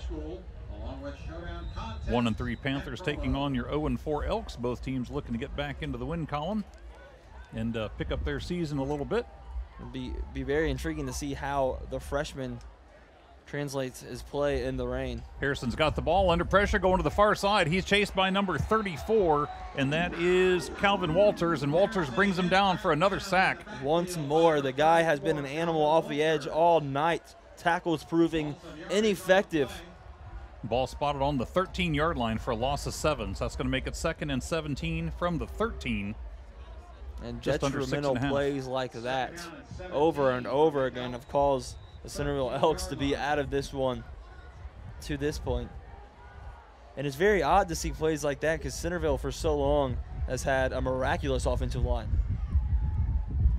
Pass to the far side, intended for number 14, Melzer, goes incomplete, just over his hands. Coverage on the play also by number 14, Jared McCarthy. And that's a simple completion. It was just simply overthrew by Chase Harrison. Roby will be back there now as the halfback. They'll have trips to the left side. Jake Kowalski coming in for the Panthers, number 54. Harrison in shotgun, 3 receivers to the near side, 1 at the top of the screen. Harrison looks to pass to the near sideline and goes to number 19 for the Panthers. That is picked off for the INT, Max Yost. He takes the ball. And that was just dreadful. As you see on the City Barbecue replay, not a lot of pressure. They're rushing 4. He steps up, gets some space, and just completely he throws it out of the reach of everyone. Yeah, it looks like he was intending to go for number 11, Logan Brown, but the ball didn't reach Brown and went right to Yost.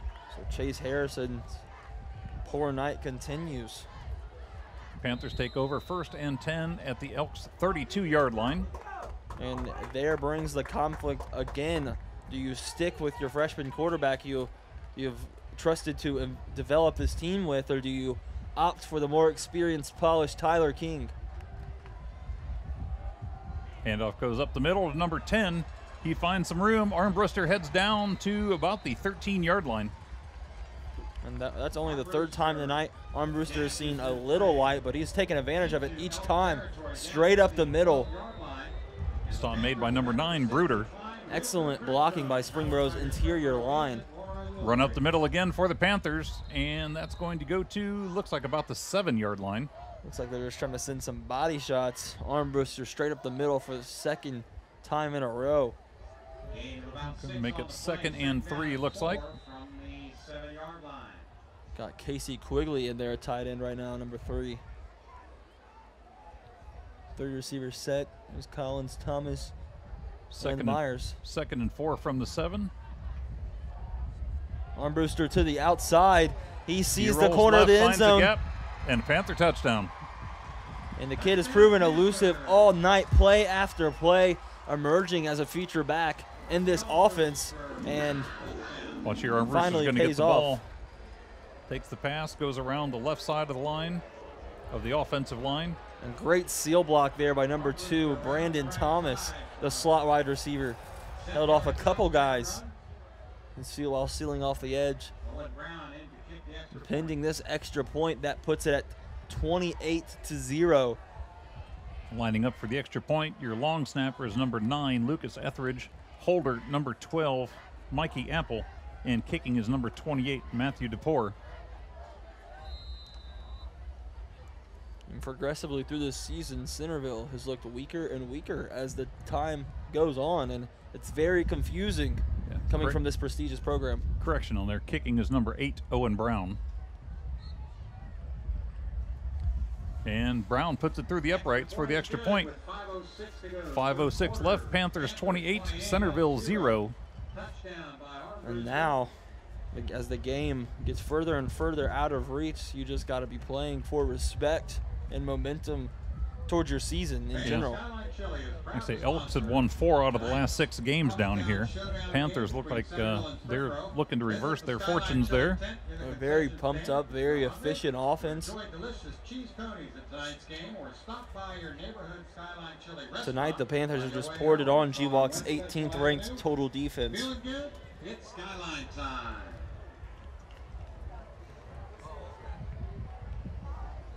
.506 left to go in the third quarter. Springboro marching band will be performing. Stick around. We'll also have the announcing. So we'll see. So far, the Panthers, they're scoring quite a few points compared to what they've had so far. Coming into the game, they had scored 74 points and allowed 77, so about an even margin. Elks coming in had scored 48, but allowed 128. Well, the reason I was thinking one of the keys for Centerville's success would be to run the ball, trying to pound it more, trying to get some more consistent rushing yards. They're averaging 42 a game before this one, and they have not done that at all. They've still tried to stick to their brand of football, especially against the 6th-ranked passing defense in all of G-Walk. Just hasn't been going well. DePore's long kick goes deep into the end zone for a touchback. Elks will take over 1st and 10 from their own 20 again. Number 16 will bring them out once more. So, and the thing I want to see most from this kid is just consistent timing. Just perfecting the fundamentals in your first year. Handoff goes up the middle, and he's going to be stopped after a gain of about a yard. Cameron Snur in the middle of that pile. Inside handoff to McMahon. Short gain on the play, maybe 2 yards. 2nd down and 8. He brings it to 2nd and 8 with just under 5 to go here in the third. 2 receivers to the bottom of the screen, 1 receiver at the top. Harrison goes to the top of the screen, off the hands of the receiver. And even that throw, Michael, was high. Intended for number 20, Mead, but bounces off his hands and falls incomplete. That was just a simple check down swing out to Nick Mead coming under his receiver, and wow. It was pretty high on a simple completion. which should have been a simple completion, as you saw in the replay there. Same formation. Harrison drops back, finds a gap, starts to run up the middle, and slides down at about the 24. Now I See where they spot the ball. It looks like they're going to spot it on the 24. I don't know exactly what he saw there, but I think that he really committed to running way too fast there, because he saw a gap and just immediately tucked it within 2 seconds of the play developing. Walters, number 34, chasing him to the ground there, stopping the play. 4:02 left.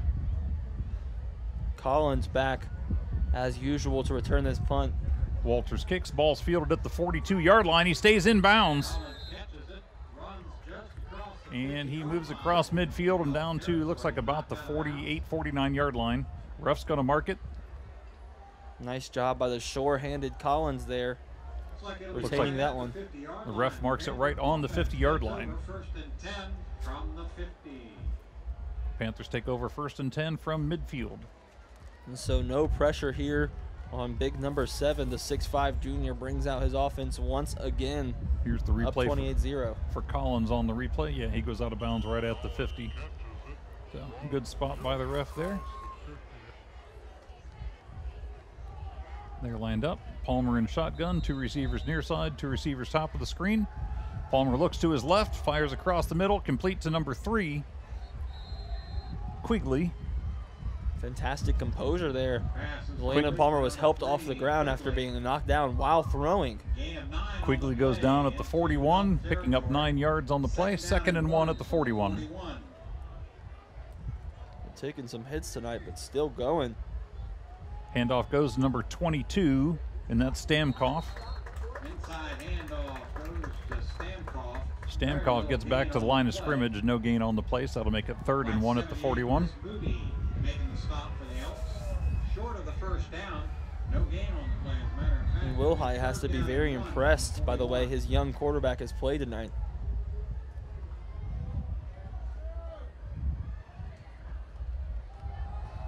Looks like run up the middle by Stamkos again. He moves across the 40 to the 39, and that's going to be enough for a 1st down. Some pretty basic plays to be ran here. Needed 1, got 2. Little rounds and pounds. Rodney Ankeny along with Moody. Get the first down for the Panthers. Ankeny and Moody making the tackle for the Elks. 1st and 10 at the 39. Palmer fakes the handoff, passes to the near side, complete to number 91. Excuse me, 81, Cameron Dickerson. There's a beautiful execution by Landon Palmer on the play action, completely swaying the defense. Gain of 9 on the play will make it 2nd and 1 on the 30. You see here, you think it's a Armbruster run to the left, and he switches it up real quick, but Armbruster takes it here. Still running, still going to the far side, and he's pushed out of bounds. Looks like at about the 7-yard line. Number 9, Bruder, making the play again for the Elks. He seems to be having a good night so far. 5'6" sophomore has been ever elusive out of that backfield. Making several big plays tonight. 1st and goal for the Panthers. And that center of gravity combined with the speed is just punishing. Yeah.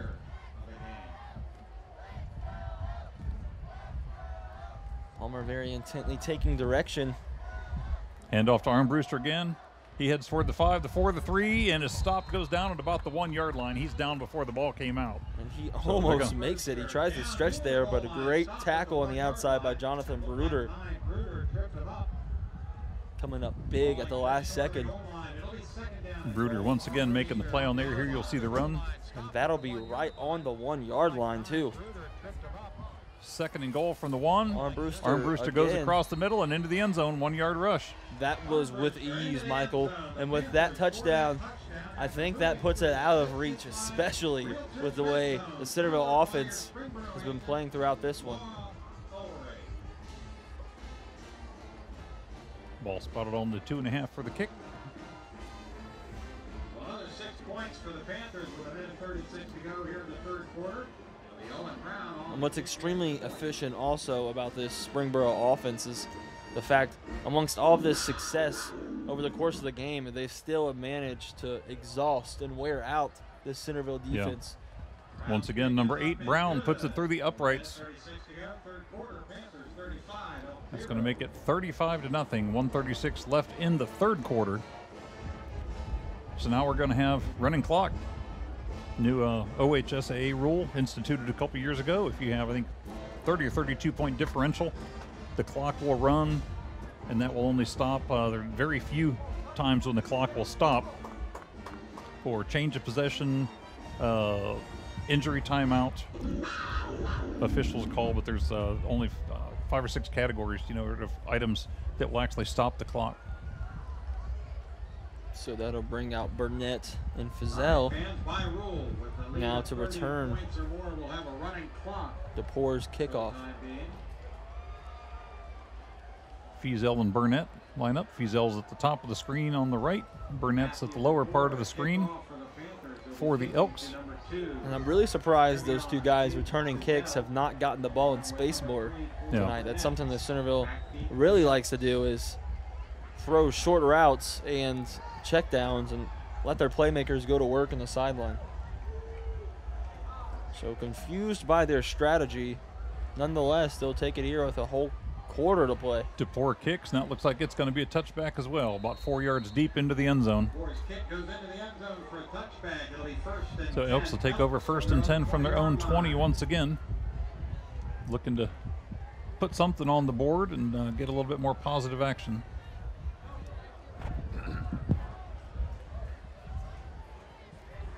Once again, thanks to our sponsors, Miami Valley Adaptive Sports and City Barbecue. Thank you very much for your sponsorship of the Miami Valley Communications Council Game of the Week.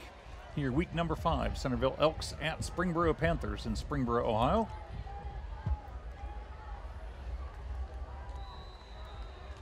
So it's not been very back and forth, but we all know that can change very quickly. Chase Harrison with the Harrison read runs option. under pressure. Picks up about a yard, maybe 2. How about that kid who's had an impressive night?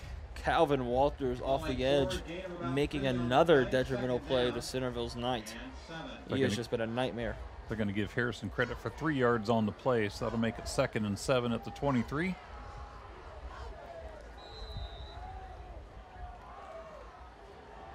So it looks like they will continue the same strategy and same order of play call here. Harrison keeps, and he's brought down in the backfield. And if that was a designed run, it was designed very poorly. The offensive line you got kind of stunned there. Calvin Walters and Cameron Snurr both getting into the backfield and bringing Harrison down. And I actually think that was just an all-out blitz, as Chase Harrison saw one guy and kind of got startled and looked around and saw nothing but blue. Harrison's marked down, looks like at about the 18-yard line, and that's the end of the third quarter. So 12 minutes goes on the clock for the fourth quarter. The teams will switch sides. But it'll keep the clock running here. They're down an entire 35 points. And so far, by the way this game has been going, Michael, I think this proves Centerville's dedication to freshman quarterback Jace Harrison. Right. I think they have finally made a decision, and the decision for the future.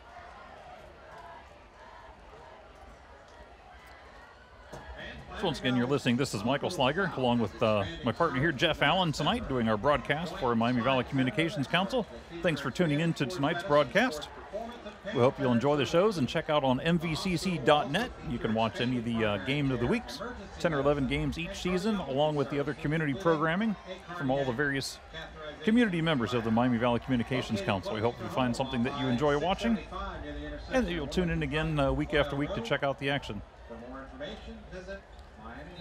Here we go. Kicks off the fourth quarter, which has been a dominating game by Blue. Harrison drops back, looks for receiver, doesn't find one, scrambles to the left, now looks for receiver, goes to the far sideline and drops it incomplete. So in times like that, Michael, when he escapes the pocket and scans the defense quickly, and he just shows flashes of greatness when he does things like that. But the throw was a little bit off, and the Centerville punt team, who has seen the field many times tonight, will come on again. Looks like the pass is intended for number 20, Mead. Walters comes back out to punt. Receiver number 11, Collins, is back on his own 45-yard line. Walters kick. Nice high kick. Good hang time. Ball fielded at the 38-yard line by Collins, and then dropped immediately, looks like by number 9, Bruder. Collins fields it, tackled by number 9. Collins goes down at the 35, so loses about 3 yards on the return. Bruder drops him. And if Bruder hadn't gotten him, it looks like number 2, Travion Fizel, was there if he'd have turned the other way. So either way, it looks like the Elks are going to pin him down at about the 35. So 1st and 10, Panthers from their own 35-yard line. 11:02 left to go in the third quarter. And if this isn't the second unit coming in, Michael, I think they are a couple of possessions away from bringing the second unit in. And I was actually correct. They will bring the second unit in for the Springboro Panthers, and that'll... Got Mikey Apple coming in, number 12. Apple hands off, and that goes to Stamkos. So Jacob Stamkos gets another carry tonight. And I believe that they'll just try to run this clock out now. Stamkos goes out to the 44-yard line. So that's going to be 2nd and 1. And I believe the only change that was made to the offense was the absence of Landon Palmer. And I do not see Brandon Thomas in there right now. So the 2 players of the game. Oh, fumbled snap.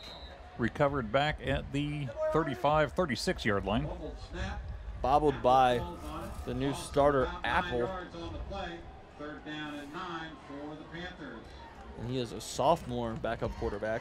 So after a big gain, they lost 8 on the play. Now we're back to 3rd and 9 at the 36-yard line. There's no pressure on this young man as Landon Palmer is already taking care of the hard work. Oh my goodness! And Hiltbrunner, he is dropped in the backfield by number 24, Dylan Hiltbrunner, senior for the Elks. Apple. Hiltbrunner broke through, and Apple didn't have any sort of chance to recover from there. He starts to turn his head forward and knew enough to wrap up the ball and protect it. Hiltbrunner and a couple of other players on this defense have had a fantastic game, but just haven't been able to get it going on offense. Not at all. 4th and 15, 4th and 14. Panthers line up to punt. And a low snap off the snap. ground and a short kick to the near sideline. The ball's going to take a good bounce, though, and a big roll. And that looks like it's going to be down. It's going to be downed inside the 20, down at the 19-yard line by number 20, Titan Case. Jonathan Bruder almost stifled that one. So not a long kick, but it took a good bounce and a big roll for the Panthers and pins the Elks inside their own 20-yard line.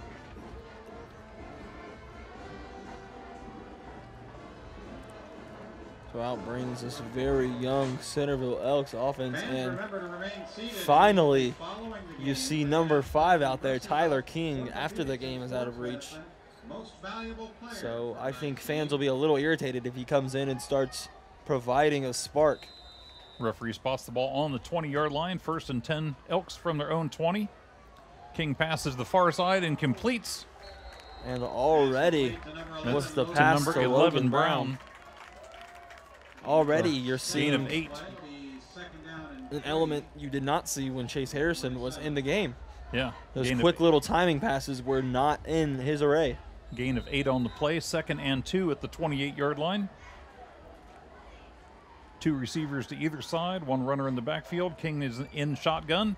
He takes the ball, immediately passes to the left side, and it looks like that is going to be complete out to the 33-yard line. J.R. Melzer on the completion. And that's one of his first receptions of the night. And you saw Jared McCarthy on the ground slapping his hands after that one as he came very close to the pick. It's a quick first down for the Elks. 2 plays, another first down.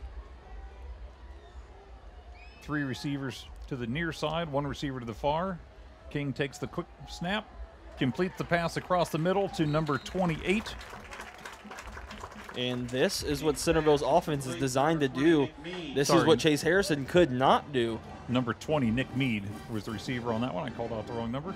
So very interesting here. These last couple of drives, with Tyler King leading them, could kind of continue this quarterback controversy if he plays this well.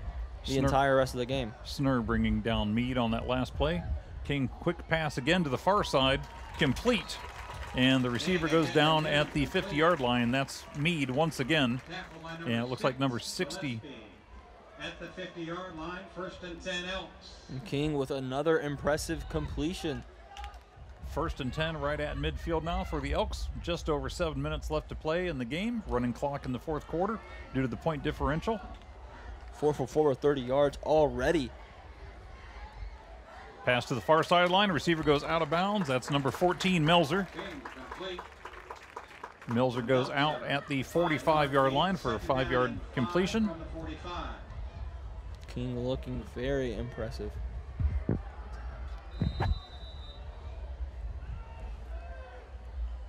Dropping back now. Trips to the right. The bottom of your screen. 2nd and 5 on the 45. King, quick pass again to number 20, Mead. Mead goes down at the 38-yard line. That's enough for another Elk 1st down. And that was the same exact play you've seen ran 2 times ago. Nick Mead in the slot, coming up with a little curl. Springboro. Elks don't want to be blanked in this game, so they want to get something, get the ball into the end zone, at least get something on the board before they head out of here for the evening. King takes a snap, quick pass to the near side, intended for number 14, Melzer, falls incomplete. Coverage on the play by number 14, Jared McCarthy. It did not look like they were on the same page there, Michael, as J.R. Melzer no. Yeah, Melzer kind of turned to the inside and pass went to the outside. But curled just a little bit late. I think if he would have turned around about 3 steps earlier, he would have had a chance to reel that one in. But that'll bring up 2nd and 10. Despite that incompletion, Tyler King looking very sharp so far this drive with 5 minutes left to go. 5.5 on the clock. King looks to pass, tucks it, finds a little gap, and slides down back at the 45. Under pressure from number 9, Lucas Etheridge. Very fine pump fake. Good job getting outside the pocket to the left, but there was nothing downfield. It's going to make it 3rd and 15 now.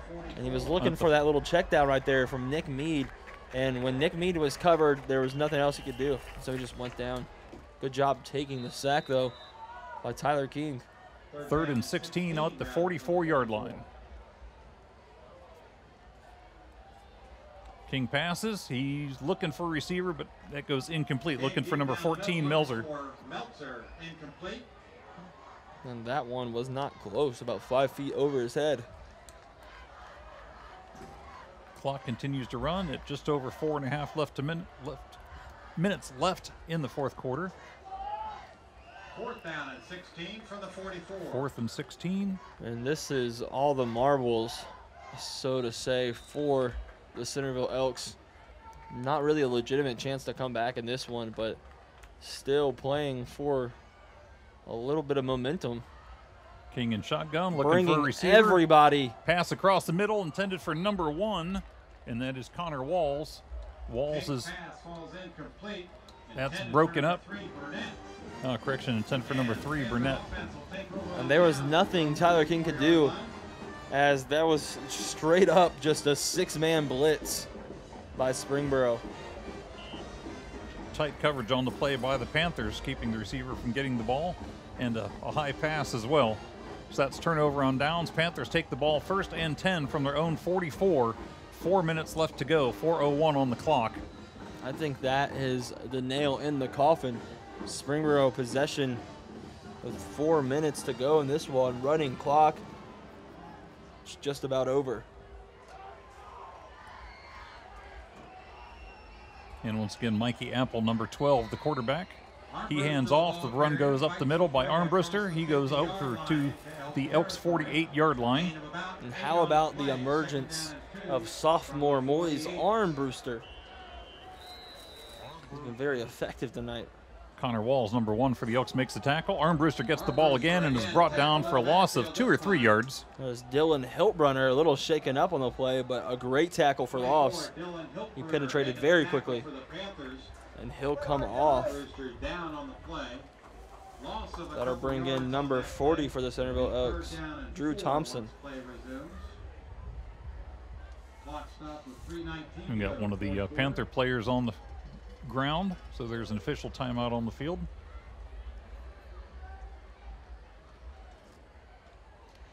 So once again, you're watching the Miami Valley Communications Council Game of the Week here on your local access channel provided by the Miami Valley Communications Council. Look at 7 or 8 cities, I believe, all involved in the Communications Council. Everybody kind of chipping in and letting the cable process run, or, you know, the broadcast process run for all the local communities. Doing the high school sports, community activities, government affair programming, council meetings and board meetings, all sorts of different things going on there. So you can check out school activities, city activities, school sports, quite a few things on the various channels. And this has to be brutal looking in from the outside. If you're Springboro Panthers, is that Armbruster, who's been very effective tonight, as I said. Looks few like plays ago. He may have just cramped up. I think the way they're kind of stretching his leg out. Hopefully it's nothing serious, and he's walking off under his own power. Not too shaken up, it looks like. So hopefully something minor, like a little cramp. And yeah, good to see him walk off. And the student section went nuts. Yeah, looks like he is becoming slowly a fan favorite. Yeah, because he's 5'6" sophomore. He's seen a lot of action tonight, so he may easily be cramping up in the warm weather. Clock runs again, 3:13 and counting. Apple looking for a receiver to the near side, and that is intended for number 83, Connor Heiser, but falls incomplete. That was way off to the outside. Runs an out route. Coverage on the play by number 36, Kyle Hurls. Burnett back to receive for the Elks. He's back at the 15-yard line. And just over 2.5 to go. Just trying to get something on the board here. Possibly anything.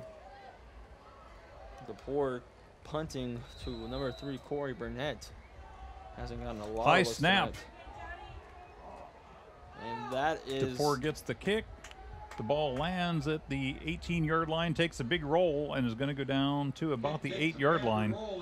And that is several times tonight. There's been a high snap. Yep. Fielded by number 45, not fielded, but downed by number 45, Dylan Kripe, back at the 8-yard line, where the Elks will take over 1st and 10. So this will probably be the final drive of the game. A couple first downs will just run this one out. Tyler King will come on for his 2nd consecutive drive at the end of this one, and looked a little sharper than Chase Harrison, I'm not going to lie. That last drive was a lot more Centerville-like. Rough spot the ball just behind the 9-yard line. So 1st and 10 from the 9. King keeps. He fakes the handoff, keeps, and then slides down at the 15. So a gain of 6 on the play. That'll make it 2nd and 4 on the 15. Elks try and quickly get back into the lineup.